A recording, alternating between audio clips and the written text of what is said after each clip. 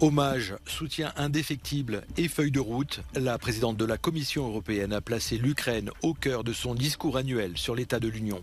Le gouvernement ukrainien revendique la libération de 4000 km² et 300 localités dans l'est et le sud du pays et promet à ses habitants que la vie normale va revenir.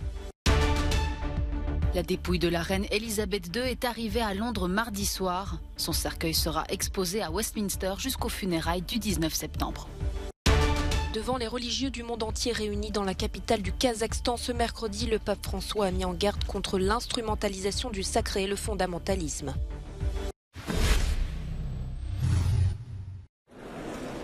L'Ukraine au cœur du discours annuel de l'état de l'Union. C'est habillé de jaune et de bleu et en présence d'Olena Zelenska, l'épouse du président ukrainien, que la présidente de la Commission européenne s'est adressée ce mercredi matin aux Européens. Ursula von der Leyen a salué la résistance des Ukrainiens et présenté un nouvel arsenal de mesures pour contrer Vladimir Poutine. Ce n'est pas seulement une guerre déclenchée par la Russie contre l'Ukraine. C'est aussi une guerre contre notre énergie, c'est une guerre contre notre économie, c'est une guerre contre nos valeurs. C'est une guerre contre notre avenir. Il s'agit de l'autocratie contre la démocratie et je me tiens ici avec la conviction qu'avec le courage nécessaire et la solidarité nécessaire, Poutine échouera et l'Ukraine et l'Europe prévaudront. Face à la crise énergétique, la présidente de la Commission s'est notamment déclarée favorable au plafonnement des revenus de certains producteurs d'électricité, ce qui permettrait de lever plus de 140 milliards d'euros pour les États membres. L'armée ukrainienne reprend progressivement ses droits dans les territoires occupés ces derniers mois par Moscou. Dans la région de Kharkiv, les véhicules abandonnés estampillés de la lettre Z, les tanks détruits et munitions dispersées montrent la fulgurance des combats qui ont eu lieu ces derniers jours. Mardi, Kiev a indiqué avoir récupéré plus de 300 localités grâce à cette contre-offensive. Dans son allocution quotidienne, le président Volodymyr Zelensky a revendiqué quelques 4000 km² de territoire libérés dans l'Est et le Sud, tout en précisant qu'ils étaient en cours de stabilisation. Le chef d'État ukrainien a aussi promis aux habitants des régions reconquises que la vie normale allait prochainement revenir, évoquant le paiement des pensions. Dans ces zones, l'armée ukrainienne mène des enquêtes sur de potentiels crimes de guerre qu'elle accuse les Russes d'avoir commis lors de leur occupation. Face à la nette avancée de son adversaire, le ministère russe de la Défense effectue des frappes massives dans l'est de l'Ukraine, ainsi que dans les régions méridionales. Martelant qu'aucune perspective de négociation est en cours, il a diffusé des images montrant, selon lui, son artillerie livrant des combats sur la ligne de front ukrainienne. Enfin, la Russie accuse aussi son belligérant d'avoir sévèrement puni les citoyens dans les localités qu'elle a récupérées.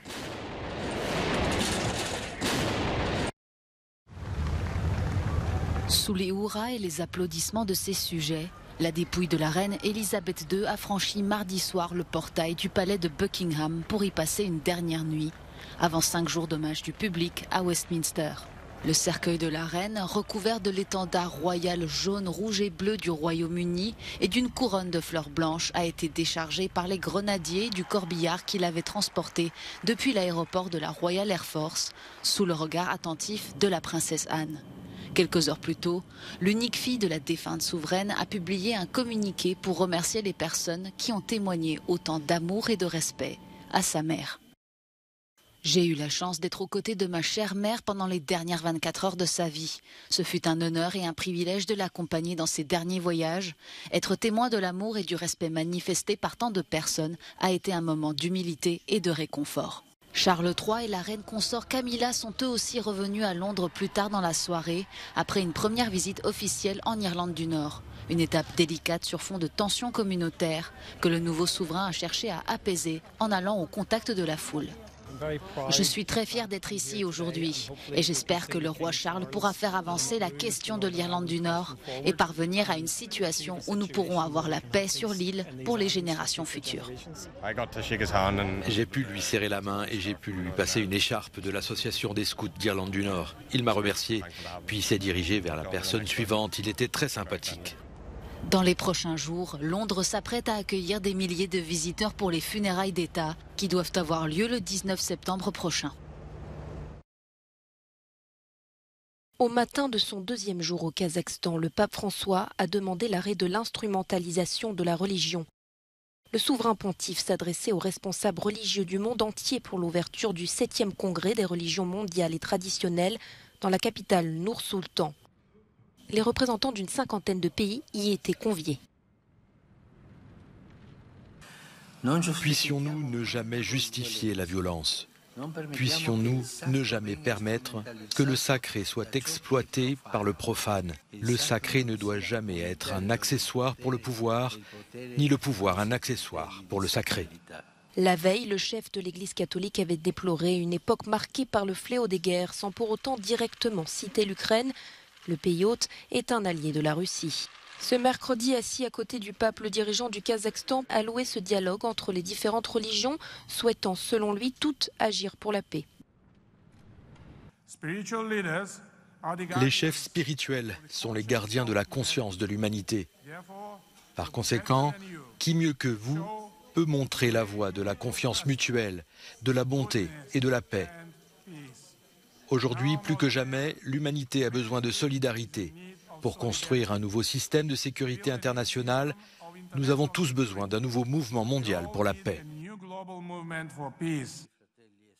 Parmi les évêques, imams, rabbins ou moines bouddhistes présents se trouvait le métropolite Antoine Sevriouk, chargé des relations extérieures de l'Église orthodoxe russe, qui a fermement soutenu l'invasion russe de l'Ukraine. Le puissant patriarche orthodoxe russe Kirill, proche de Vladimir Poutine, a lui décliné l'invitation. Cette visite est la deuxième d'un pape depuis 2001 dans l'ancienne République soviétique, pays à majorité musulmane.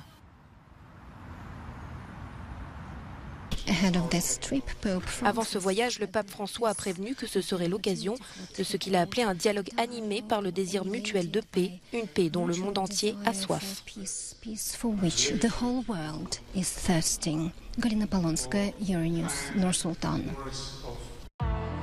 Le Bayern Munich a remporté face au FC Barcelone le choc de la deuxième journée de la phase de poule de la Ligue des Champions. Les Bavarois s'imposent 2-0 grâce à des buts inscrits coup sur coup en début de seconde mi-temps par Lucas Hernandez et Leroy Sané. Le Barça peut regretter les occasions manquées en première mi-temps, mais a buté sur un grand Manuel Neuer. Avec cette victoire, le Bayern envoie un signal fort à ses concurrents et prend seul la tête de la poule C. De son côté, l'Inter Milan s'est imposé en République tchèque à Pilsen 2-0. Dans le groupe A, Liverpool a dominé l'Ajax Amsterdam sur le fil 2-1, tandis que la rencontre entre les Glasgow Rangers et Naples a été reportée de 24 heures suite au décès d'Elisabeth II. Dans le groupe B, le Bayer Leverkusen a battu l'Atlético Madrid 2-0, victoire également du club Bruges 4-0 à l'extérieur face à Porto. Les Belges sont en tête de leur poule. Enfin, dans le groupe D, Marseille s'incline face à l'Eintracht Francfort, tandis que le Sporting Portugal a dominé Tottenham. Jean-Luc Godard est décédé à l'âge de 91 ans. Le célèbre réalisateur a eu recours à l'assistance au suicide, une pratique légale en Suisse. Une information confirmée par le conseiller de sa famille. Figure de la nouvelle vague, Jean-Luc Godard a fait jouer les plus grands acteurs de sa génération, dont Alain Delon, Gérard Depardieu, Jane Fonda ou encore Jean-Paul Belmondo. Considéré comme un monument du cinéma, il a révolutionné le long et court métrage en donnant des rythmes inédits à ses films et a réinventé la narration. Ces films sont pour lui un moyen d'expression de son engagement politique, notamment dans la fameuse période de bouleversements sociaux de mai 68. Il laisse derrière lui de nombreux chefs-d'œuvre, notamment À bout de souffle, immense succès, qui est l'un des films initiant la nouvelle vague. Rien, je te regarde. Le baiser. Autre œuvre phare, Le Mépris, avec Michel Piccoli et Brigitte Bardot. La tendresse. La vengeance. Le cinéma. C'était un film Sa filmographie compte aussi Pierrot le Fou, avec Anna Karina et Jean-Paul Belmondo. Sortir d'un mauvais rêve. C'était un film d'aventure. Ah, quelle terrible 5 heures du soir.